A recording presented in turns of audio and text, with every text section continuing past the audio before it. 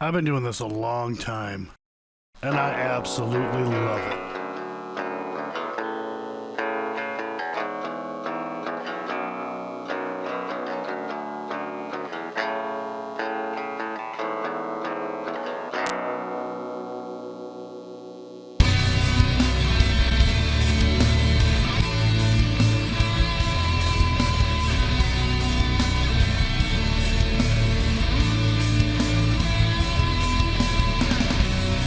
Alright, so I am headed to West Virginia.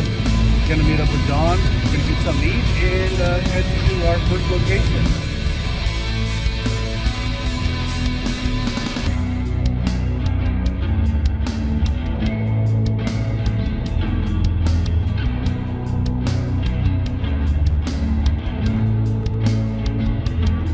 Alright, so we just got done eating, and we're just gonna kind of sort of walk around a little bit, sightsee before we head up there to our first destination.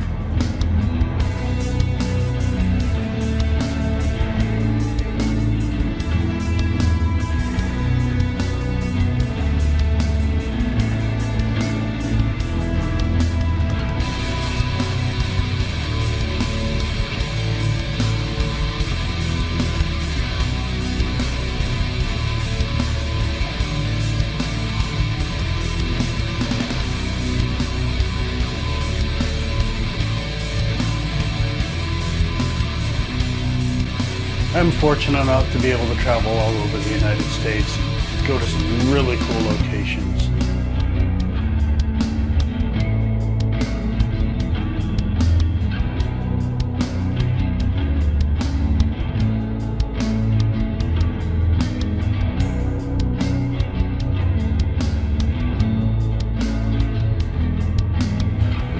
I don't do this to be famous or for money or anything like that.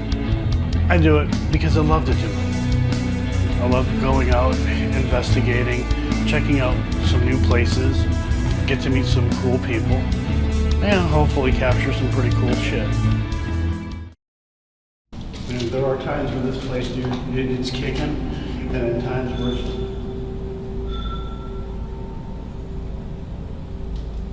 What did that mean? Why does that sound like a phone? It Ringing? Get out. I think it says get out. That's a woman screaming, get out.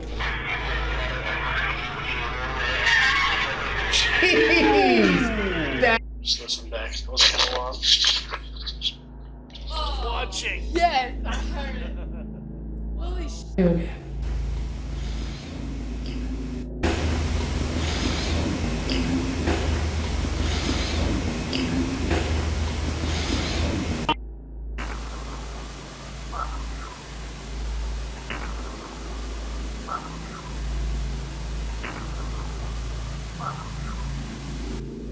Are you with me? Are you with her? Or where are you at?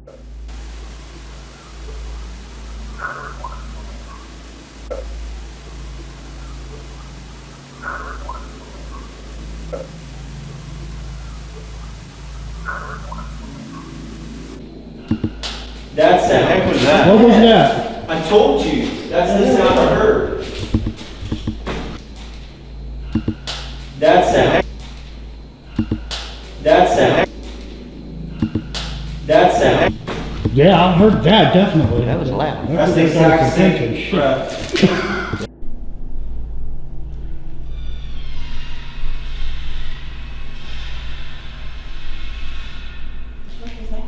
I don't know. Yeah, it sounds like a saw. But some of the rooms you can go into, some of them are kind of cluttered, so just be real careful. The doctor up on the hill, for whatever reason, put a lot of his stuff. I guess he thought he was going to get both buildings, but he didn't. So he stored a lot of his stuff down here. So a lot of the old stuff that don't really match our hospital is his. So we were able to get some of the beds out, but some of the stuff's still there. But some of the things that you can find, like if you see the old typewriter that was original to the hospital, and then just kind of how the equipment went down through the years with the word processor, computer, and all that kind of stuff, just how it changed. We thought it was really cool just to kind of set that up. But this is where they would register everybody. One of Charlie's favorite things to show is the vault room. The hospital didn't have a way, they didn't have their own little bank, so they hid the medical records and probably the money in this room right here. That is the original log and culmination to the hospital. You can actually go in there, it won't lock you in or anything, but it's a pretty cool little room. It looks like an old Western movie is what it reminds me of. And there's a double set of metal doors in there. When you leave for the evening, we'll go that way last, but this wing is actually new.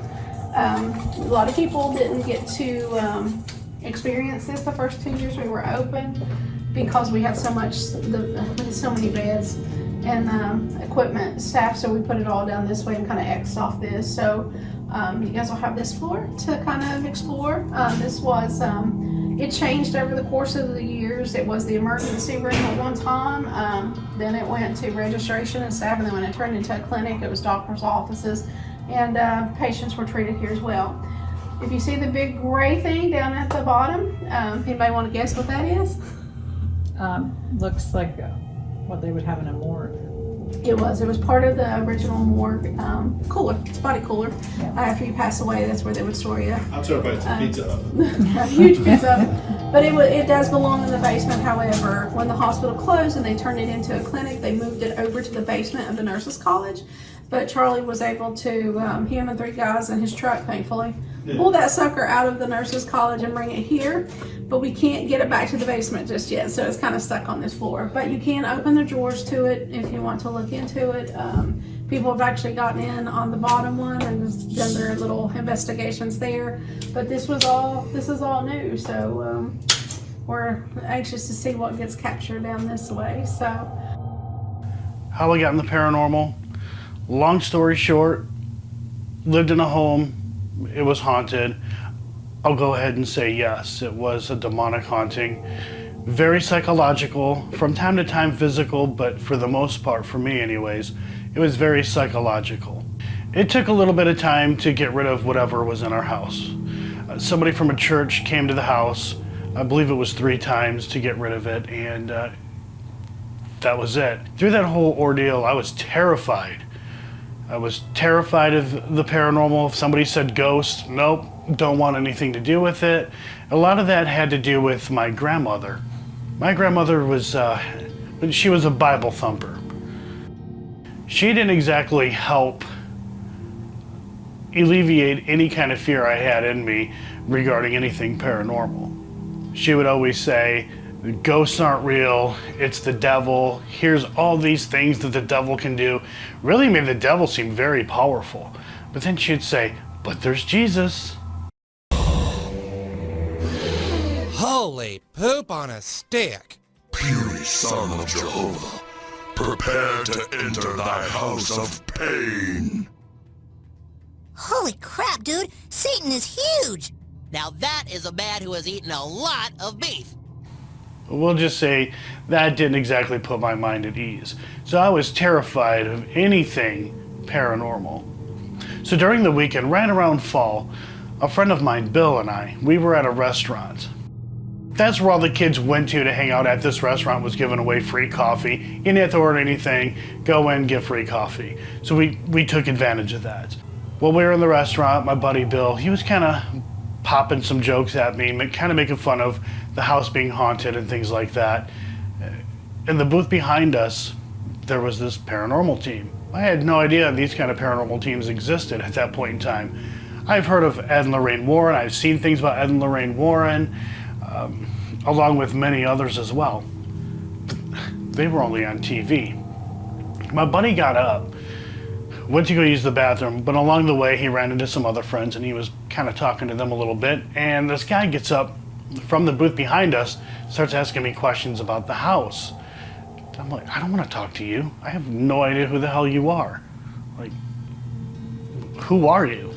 And then he explained that he was in a paranormal group, and here's what they did. Kind of explained it to me a little bit, but I was not interested. I wanted nothing to do with it.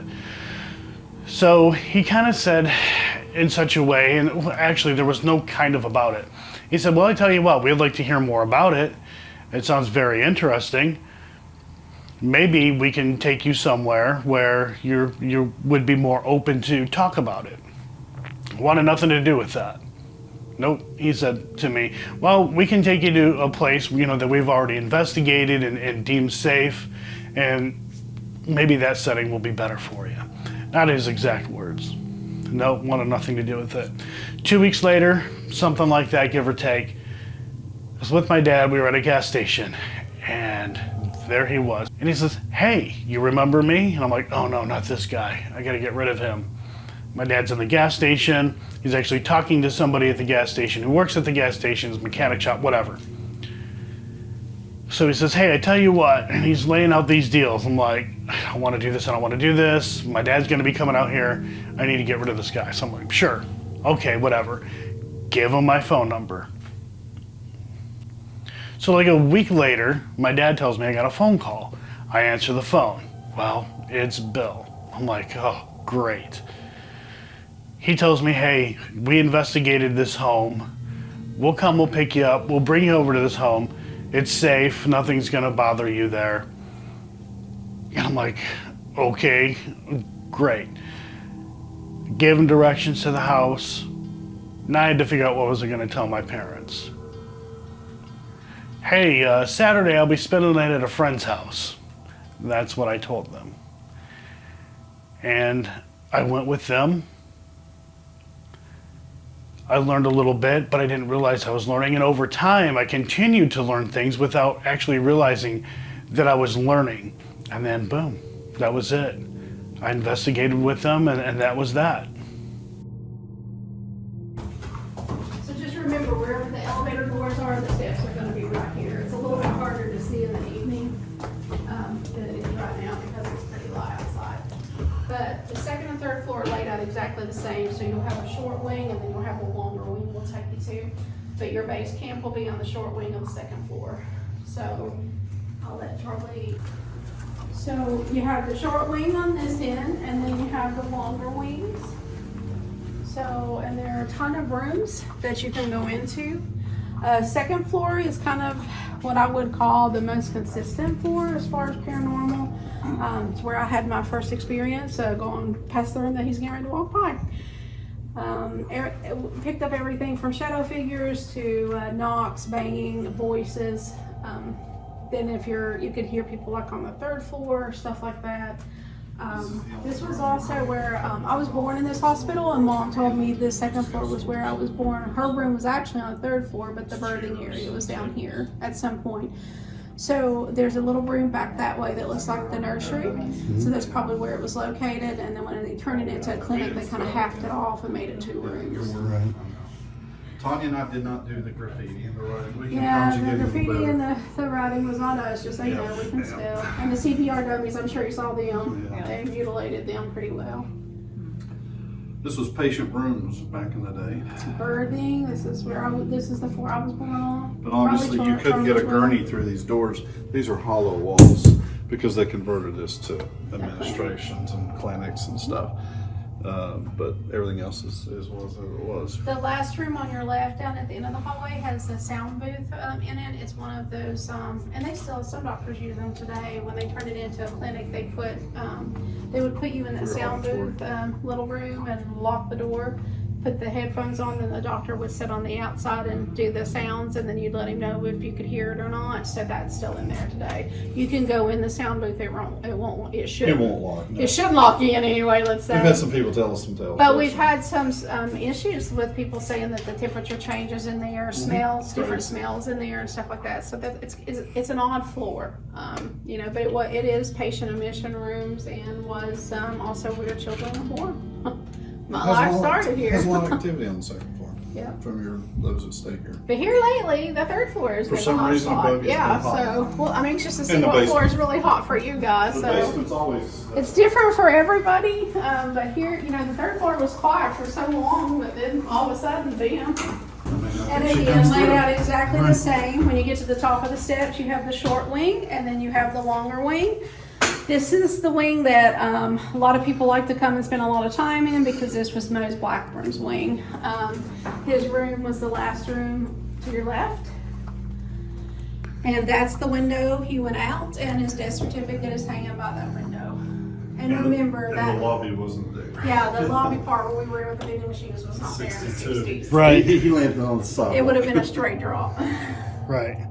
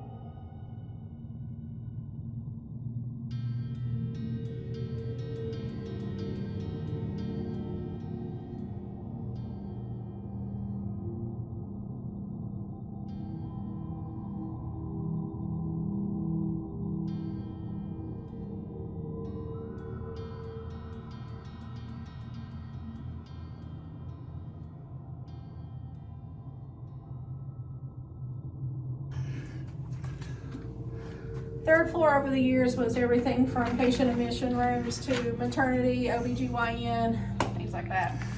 When they turned it into a clinic, not really sure. I think it's just different offices. I believe so. It's hard to say. Well, they had a lot of doctors here. Padrilla was the pediatrician on the basement, you'll see shortly. Yeah.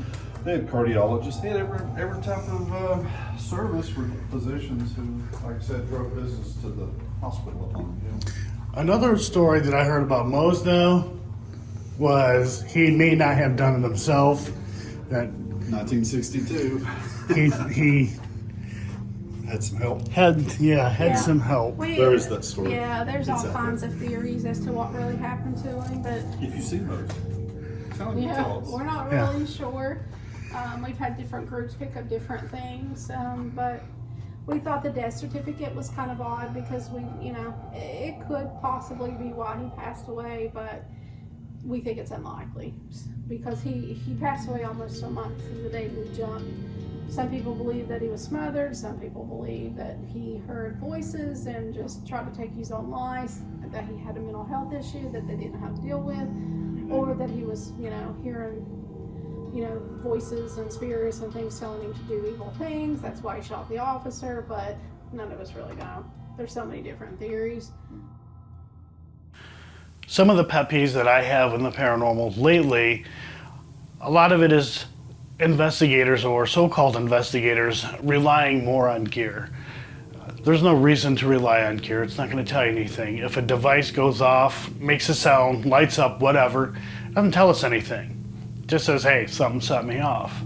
They're unreliable, and I see them as a gimmick. I'm not big on apps either. They're a money grab. They're a gimmick. It doesn't tell us anything.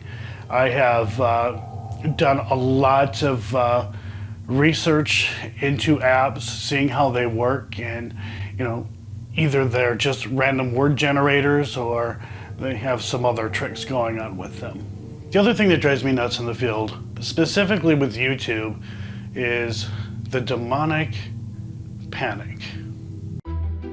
Okay, it's not necessarily a demonic panic. It's more of YouTubers going to these haunted locations, a lot of them that I've actually been to in the past, making claims that they were attacked by demonic entities. There are a lot of YouTubers who like to use words in their titles and thumbnails like demon, evil, very scary, trap, almost died, almost possessed, skinwalker, and demon attacks. Of course it's clickbait. The odds of them running into something demonic is extremely rare, and let's be honest, most paranormal YouTubers are not actually real investigators. A few paranormal YouTube channels ended up being extremely popular because they know how to work the algorithm. They know how to make catchy thumbnails with with circles, arrows, and creepy Photoshop photos with a creepy face, and the YouTubers have selfies that look as if they're terrified or constipated. Demonic hauntings are rare. It completely goes against what specific YouTubers are claiming. It is impossible to have a demonic encounter in almost every location investigated. So why do specific popular YouTubers make these kind of claims? We already know the answer. Fame, and most importantly, money. These YouTubers are making hand over fist money, claiming locations have demonic entities roaming around waiting to attack people. Claiming such gives a false and negative representation of the location and the paranormal field itself. These bigger paranormal channels are making a lot of money on lies. Or maybe they're just stupid and believe everything their devices tell them. Maybe I should ask, are you lying or stupid? As the saying goes, money is the root of all evil. Talking with some location owners, these bigger YouTube channels try to promote themselves as something way more than what they really are. They try to get these locations for free, promoting themselves as if they can bring people to their locations, create a buzz, give them publicity. Talking to these location owners, the majority of their business comes from word of mouth or from paranormal television shows, not YouTube. I have asked location owners how they feel about YouTubers coming to their locations and claiming demonic attacks or demonic encounters. They're not happy. They don't like how their location is being represented. It's false. One location owner even went to the extent of making terms and conditions before anybody can step foot in his location to investigate. I hope other location owners follow suit.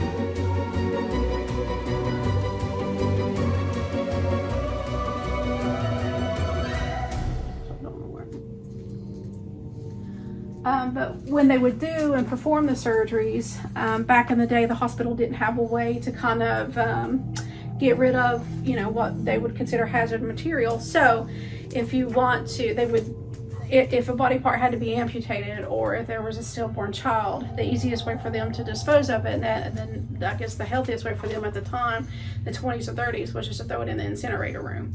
So basically they would just, and it was a catch-all for everything. They would throw body parts in there, they would throw trash, they would throw medicine bottles, anything that needed burned, that's where they did it. So to get to that room, you have to actually shut that big green door.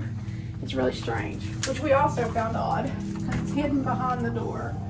So, and then you have to take a step down into the room. So if you guys want to head down in there, you can. Just be careful, watch your step. And you have the large door there on your left, and then you have the two smaller doors on your right. We don't mind for people opening the doors and looking in and taking pictures. We just, like Charlie said, ask that you don't disturb the ashes or anything like that. Because it's been there for so long. This room will have a different smell just about every time It does have.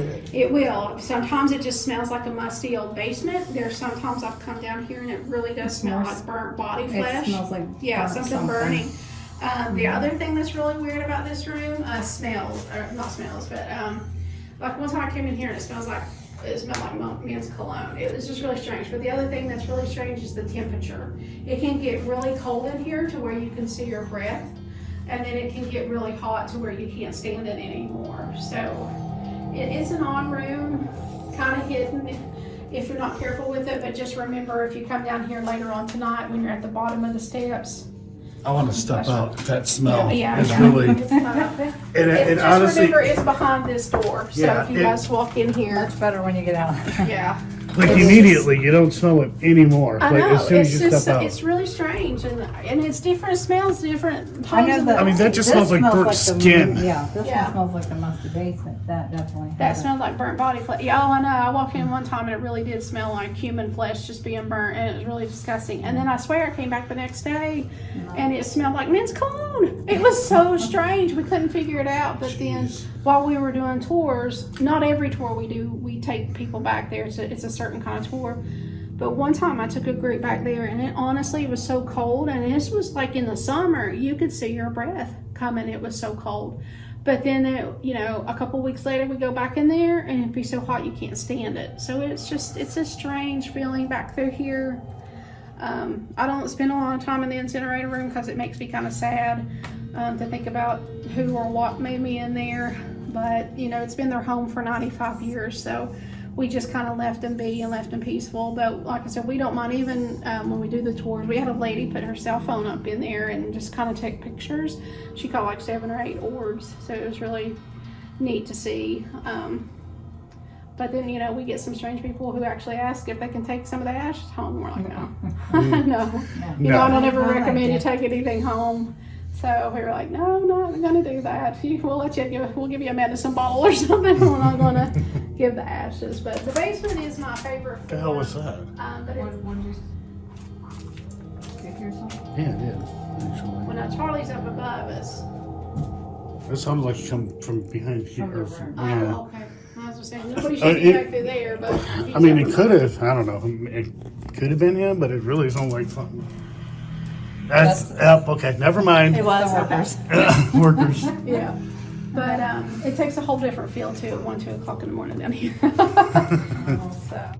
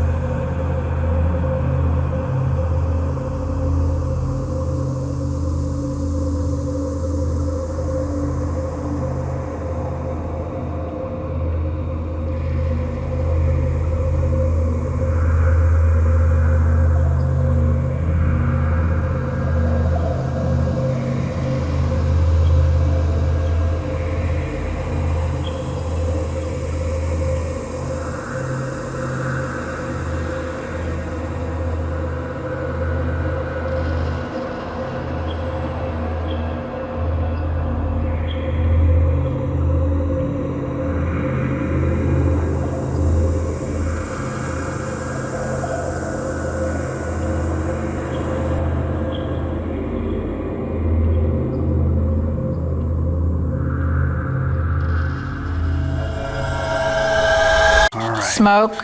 Smoke.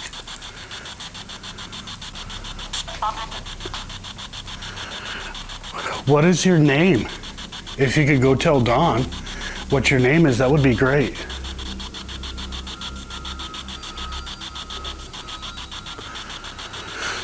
How many fingers am I holding up?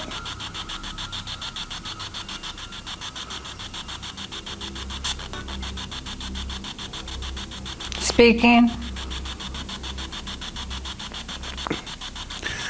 All right, I'm gonna follow. Who's speaking?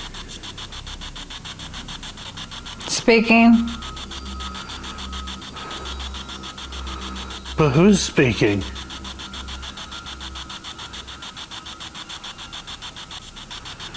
Can you tell me where you are?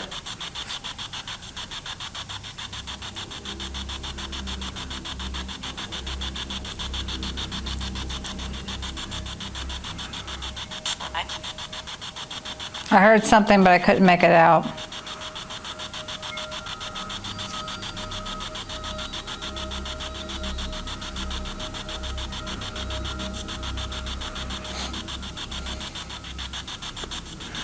There's a device next to Dawn. It makes music. If you go over, jump around, hit it. I heard speaking again.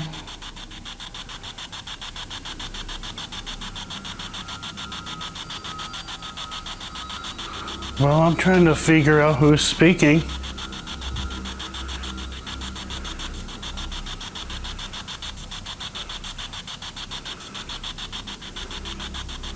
Are you a nurse?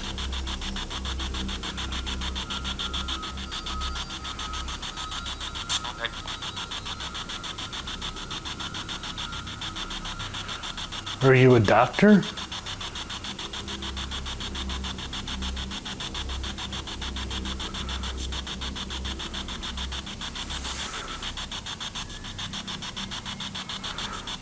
Are you a patient?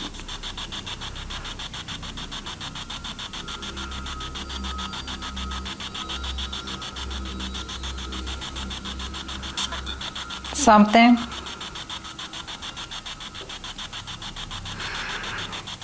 Were you involved in some sort of accident?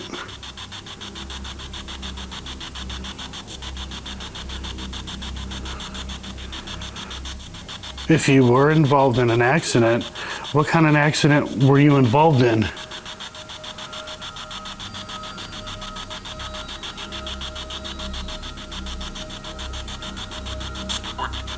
Sport.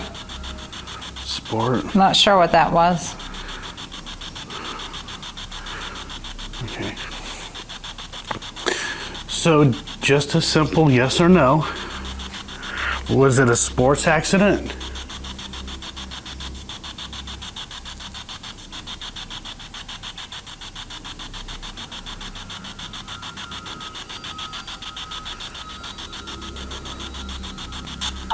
Stop.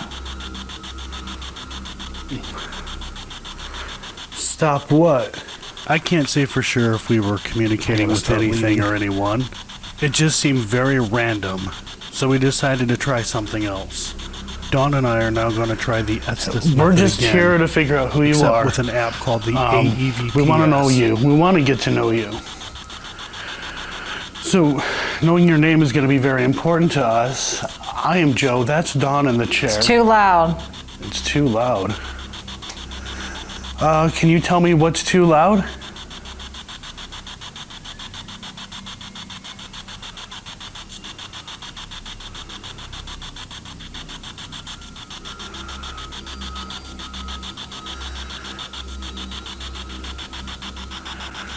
Can you come up to Dawn and just gently brush her shoulder?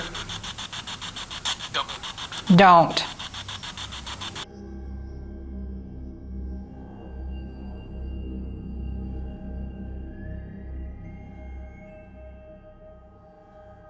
Okay. Anybody here? If there is, please give me a sign of your presence. A knock, a bang, or scream real loud.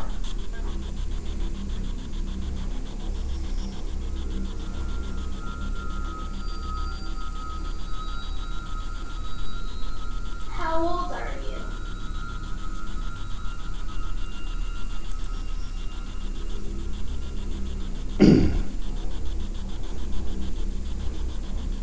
What is your name? Unfortunately, Dawn and I were not having any kind of luck.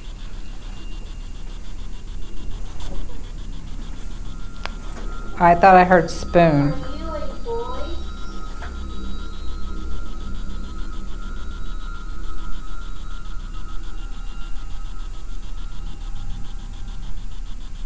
Are you a man?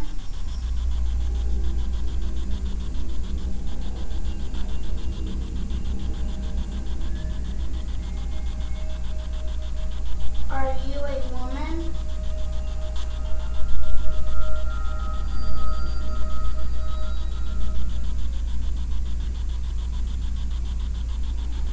Do you know that you have died?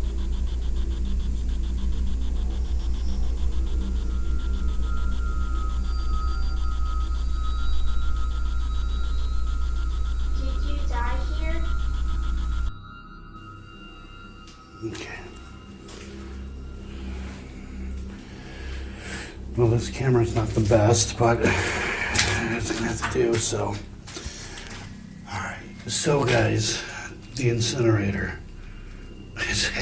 has my first name on here. Alright, so these incinerators, turn that on, there we go, that's better. So these incinerators, they use them for a lot of different things. When people had to have limbs removed, even stillborn babies, they were unfortunately put in here. And earlier, it stunk so bad in here. It was just disgusting. I couldn't handle it, but now it's not so bad. Now, there are human ashes in here from what I was told. And yeah, I want to open them up.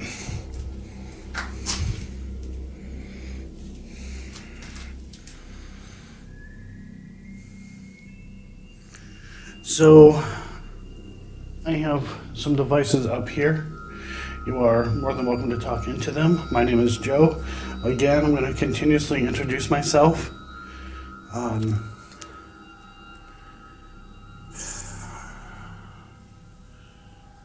If there's anybody in here with me, could you knock?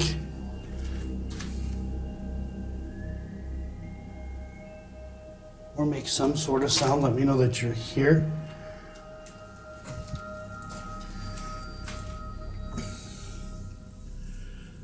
I'm not here to disrespect you in any way, shape, or form. I'm not going to take any ashes from here. That would be disrespectful. What is your name?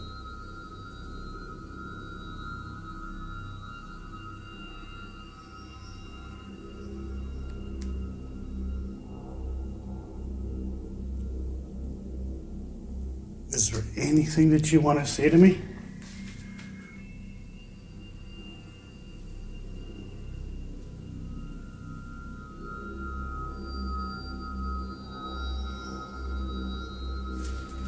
I didn't want to be in that room any longer than I needed to be. It wasn't that I was afraid, I just felt sad.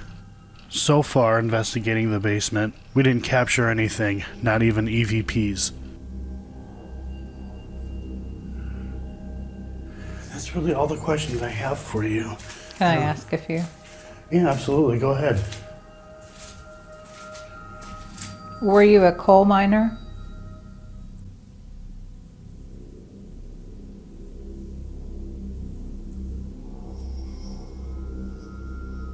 Do you have a message for any loved ones?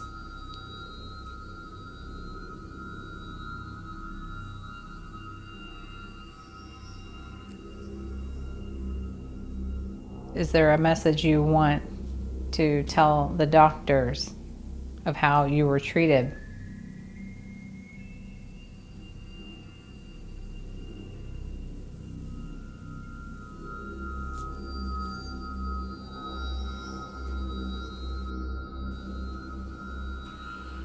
All right. Well, I thank you for your time. Here.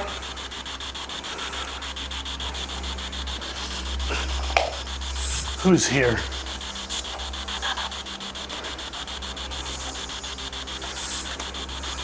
Who's here?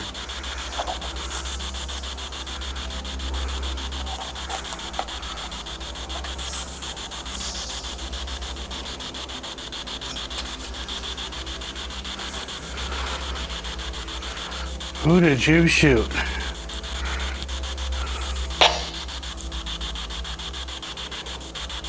Hey, Joe. Yo. Are you nearby? I gotta ask you something. At the time, I didn't hear Don's walkie-talkie go off. I was so busy focused on trying to get things set up, I just didn't hear it. I don't know why the walkie-talkie went off. We are less than a mile away from a highway.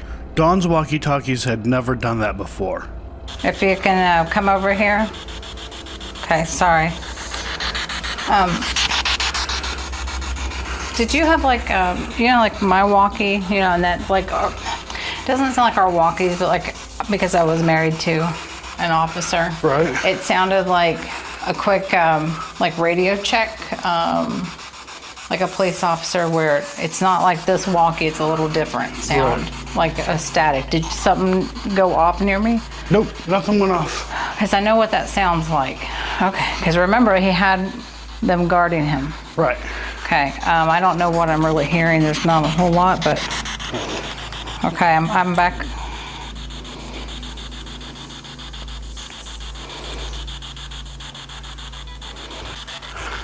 Bury him.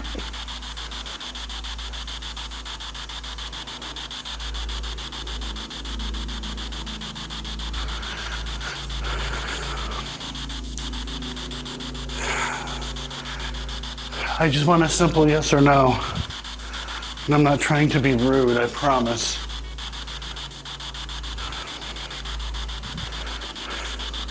Do you feel bad about what you did?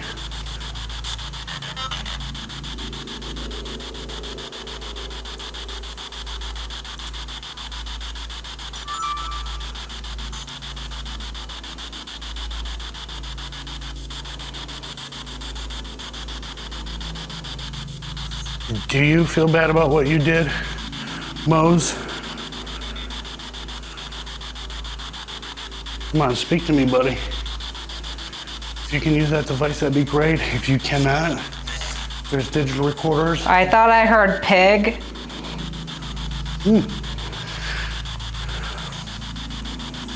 Interesting. All right, this. Hey, Joe, can you come here again? I don't know where you are.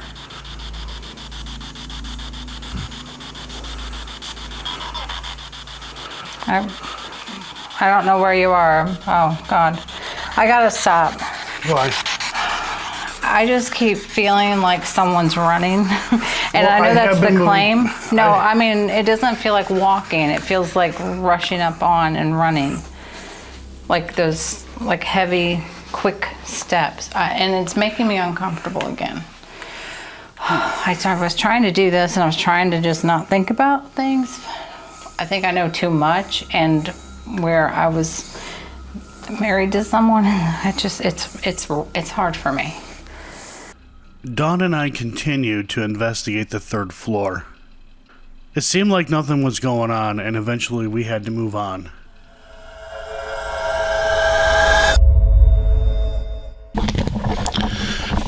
Alright, so Dawn and I, we're gonna old school it. One camera, a couple of devices, and that's it. And we are in the basement. We'll see what happens. You ready? I'm ready. This was my idea, wasn't it? Yeah. Let's go dark. And I didn't say basement, but No, you don't like the basement. just do you? listening. Well, not just listening. Let me turn this around. I do. Dark, but at home. Let me get my Do you mind light? snazzy digital recorder here.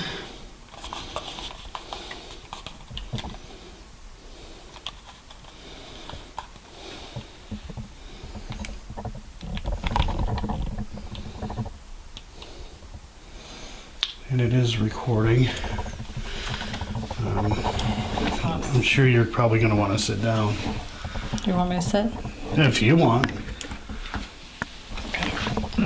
And I'll just set this down just like this. So we're back, Joe and Dawn.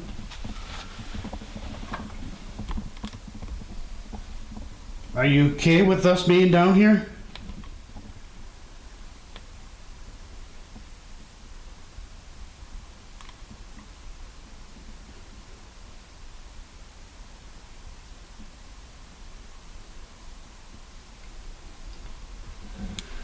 If you're down here with us,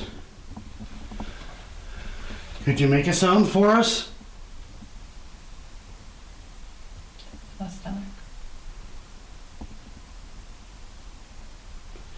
You know, we haven't investigated down that way. Right. We should probably do that.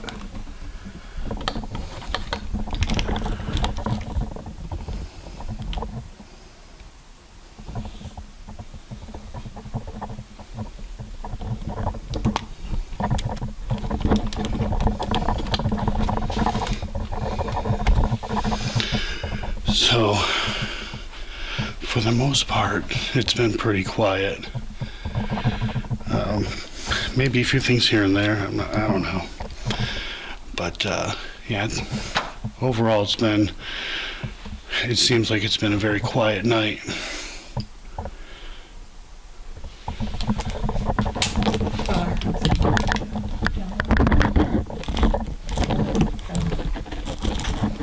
Did you want to go in that other area? Yeah, we can. Let me make an adjustment here. All right.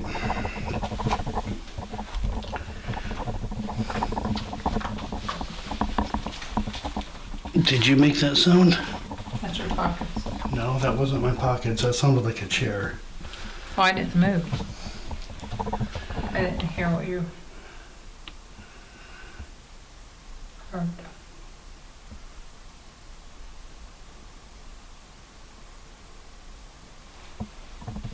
I didn't move.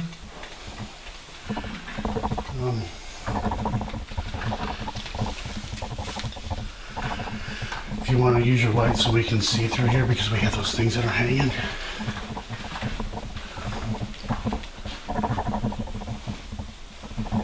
My lantern's like one of those coal lanterns. No. All coal miners. Hello, we're coming through. Just here to hang out. Speak with you.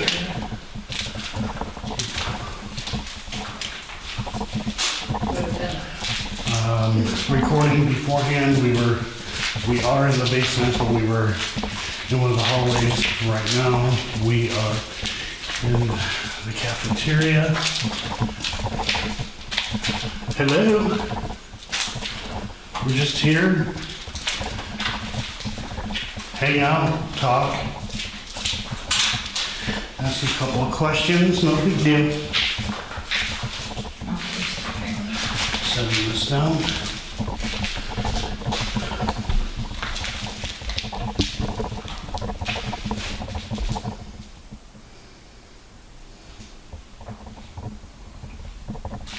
Joe and Dawn, I'm going to keep introducing myself, and also Dawn.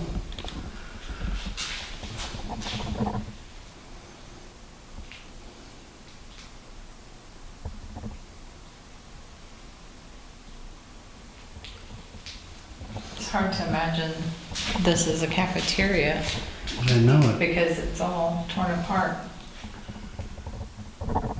You're doing all right.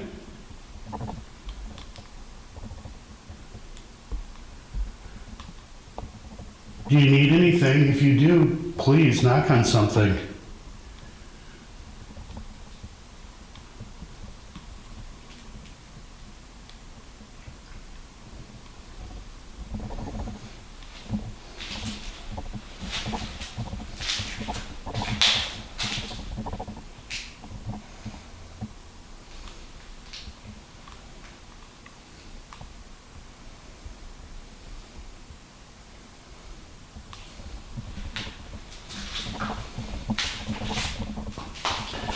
I don't know. Seems like it's going to be one quiet night. I just want to talk to somebody.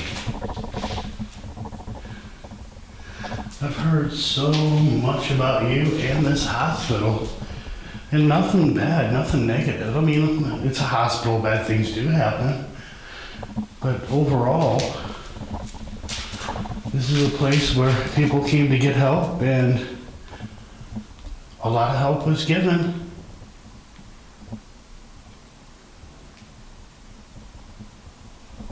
What was that? That's what I want to know. What was that?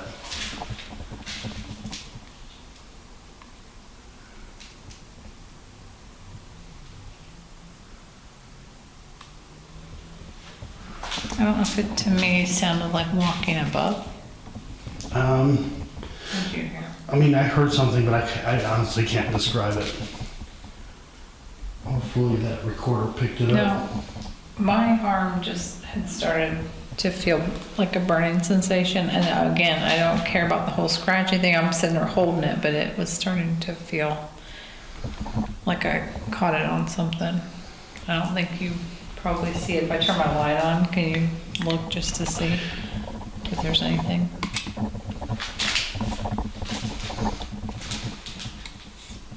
It started to burn. No. It looks like something's going on right here. That's where it was. Try to get this thing to focus.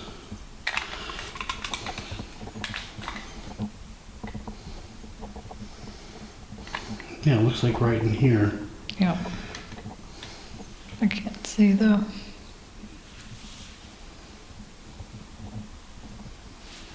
Did you touch Dawn? Well, guys, that's what we can basically see right now. I'll spin this around a little bit. Yeah, this is it. This is all we can see. All right. Position back on. All right. All right. Well, let's go ahead and just move on to the next area down here.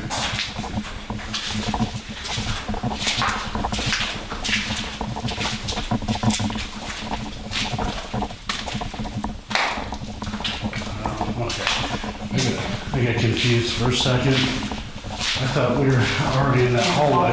Yeah, I did too. Forgetting I have to walk through 2 rooms. Oh yeah, here's this hallway.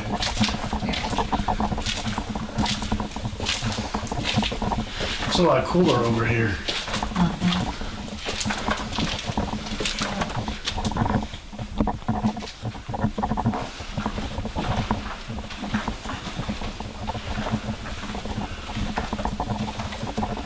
That digital recorder's still going. We're gonna go all the way back. We're not gonna go into that other room. There's no need to.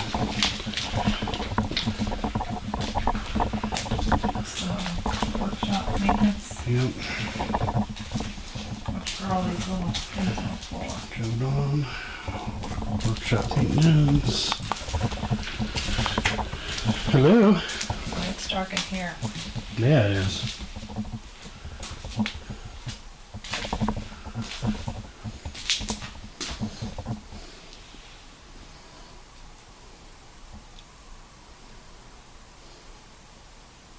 If there's anyone in here with us, what did you do down here?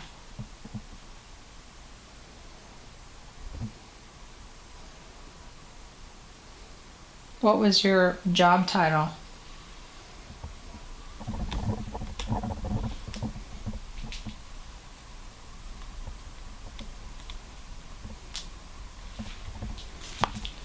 Oh, did you hear that? No, I'm moving my camera down the hall right now, though.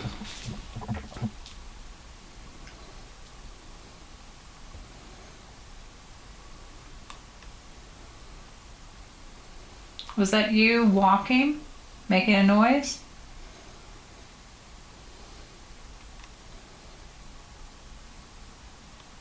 If so, do it again.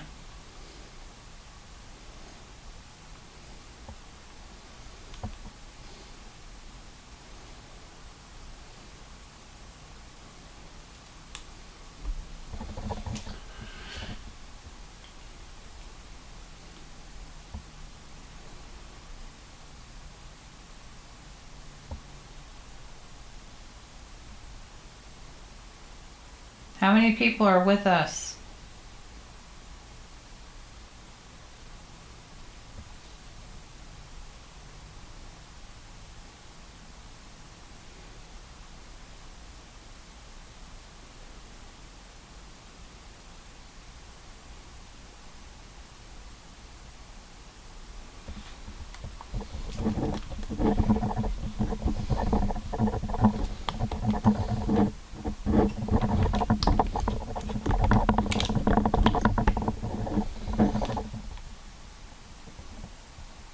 Can you help us find the right switches for one of the floors? We're having trouble getting electric to it.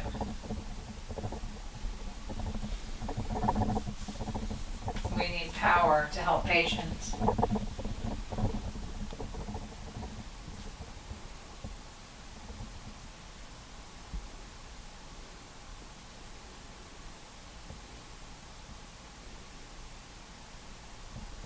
If you didn't work here, why are you here? Car outside. What's that? I said there was a car outside starting up. Switch battery. Might want to turn your light on. Yeah, I might because it's dark in here. Dawn and I continue to investigate. It really seemed like nothing was going on. We did hear sounds, they just seemed random. It was windy outside. However, we did capture some interesting audio.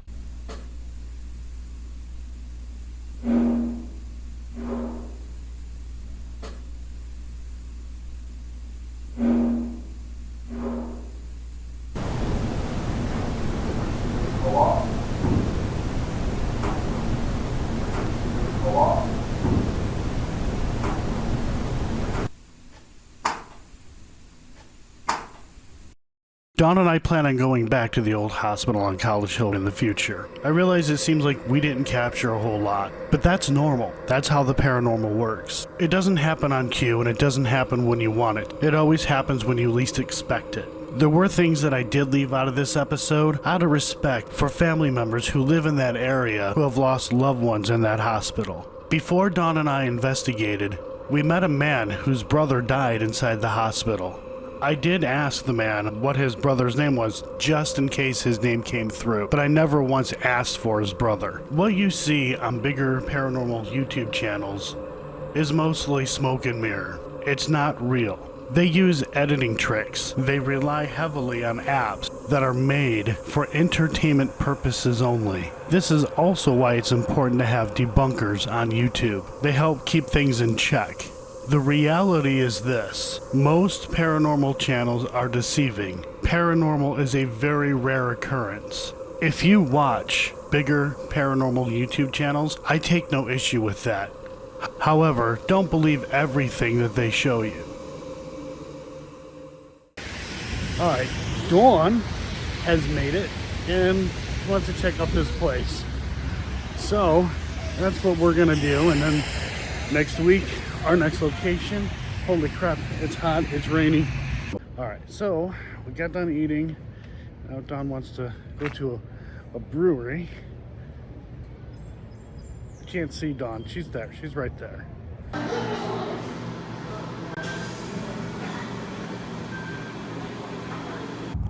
All right, so Dawn and I, we're at the oldest cemetery in Bristol, and we're looking for demons. So, you see any so far? I don't see demons either.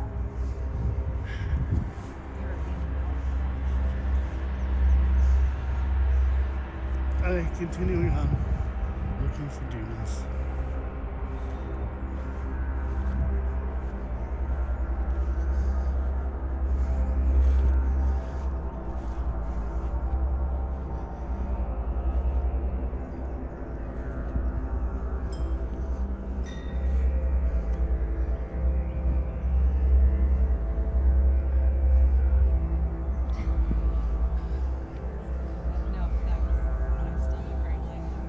That was a demon, don't lie.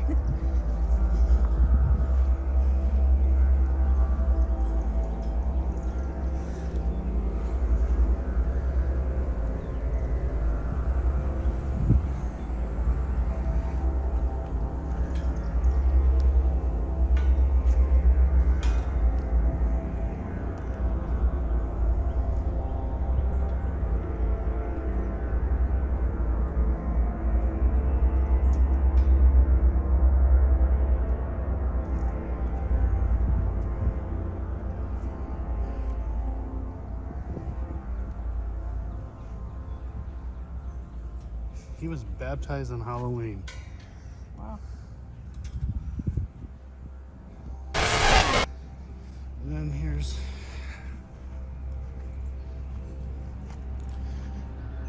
from the Civil War and maybe the Revolutionary War.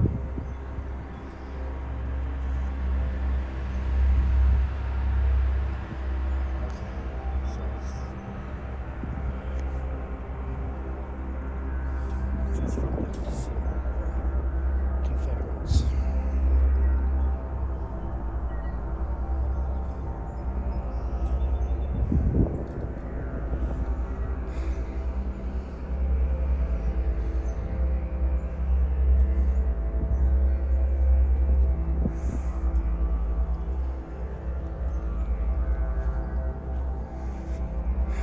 Is there a demon over here on this side of the tree?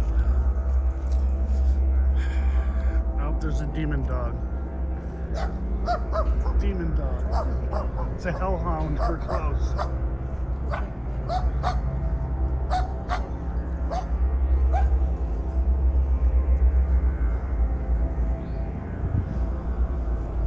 Yeah, he just peed on a grave. That's a demon dog.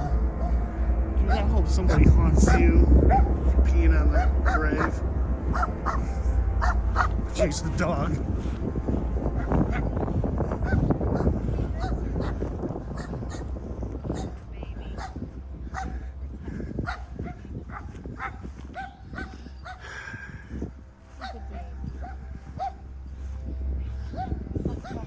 I'm telling Jesus on you.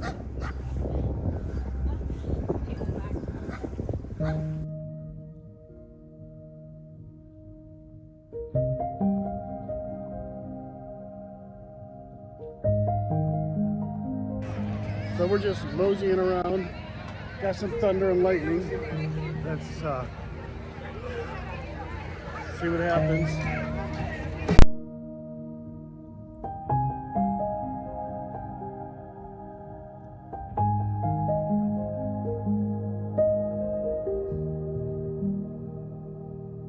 There it is, there it is.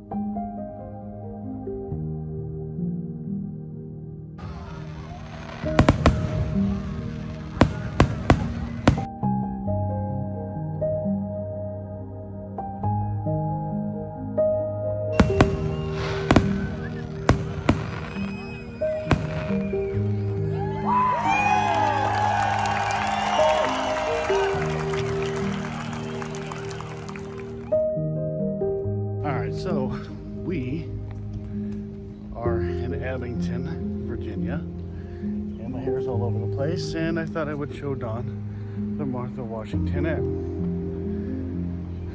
It was an all-girls school, used a Civil War hospital. It's haunted, probably demons.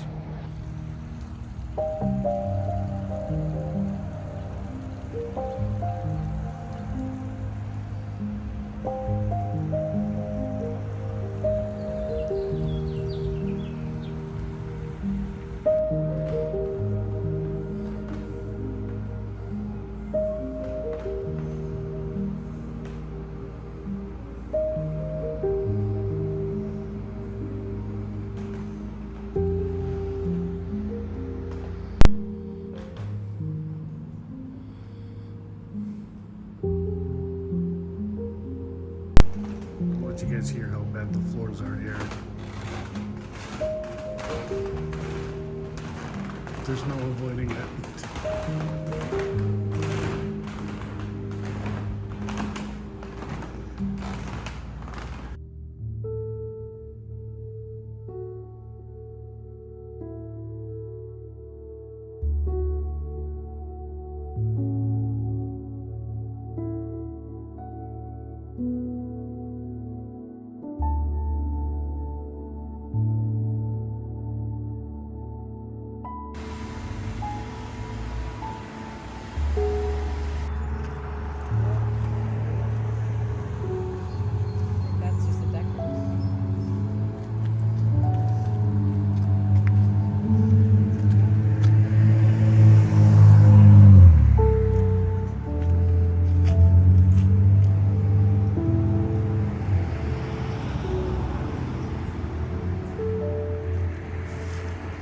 Back there.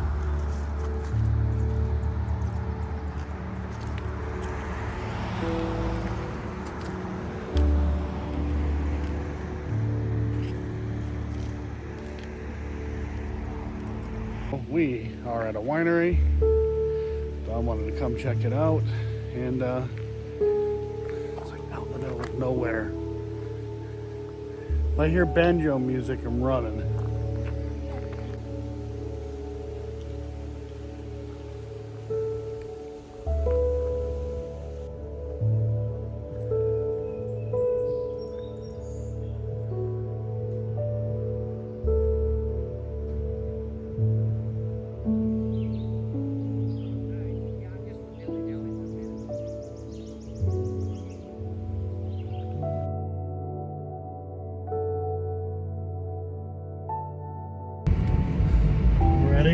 Here we go. We are on our way. Let me try that again. Blah, blah, blah, blah, blah, blah, blah, blah, blah. We are on our way to our next. Blah. Do that again. Helps if you can speak. I know, right? English. We are on our way to our next location. Got my son, got Dawn, driving Dawn's vehicle. I don't like how our vehicle drives, but it's a hell of a lot nicer than mine, and it has air conditioning, and it works. So here we go. The jerky was really good. All right, we are making a pit stop. Decided to hit up the world's biggest Buc-ee's.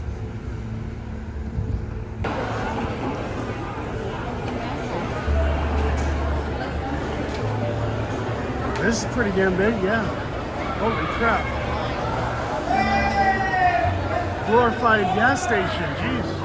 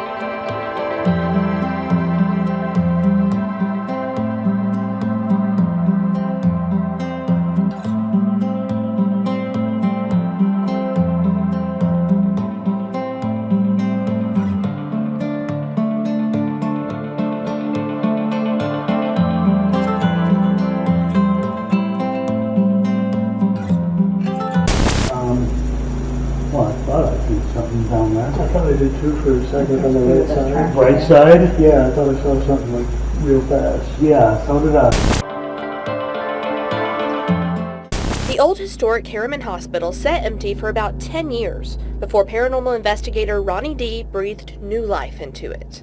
Hospitals are really kind of unique because, number one, it's the only building in America where everything happens from birth to death and everything in between. I'm not gonna lie, we underestimated the historic Harriman Hospital. I knew the location was pretty big, but I had no idea the sheer size. The hospital was almost overwhelming. As of the time of filming this location, there were a lot of rooms and floors that we were not able to investigate. Harriman Hospital is one of probably the most active and haunted locations I have ever been in.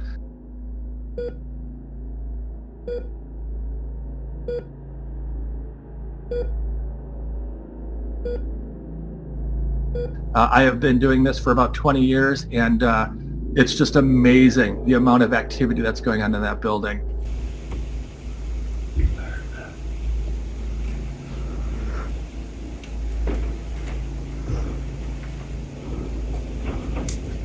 You hear all that? It's coming from behind this door.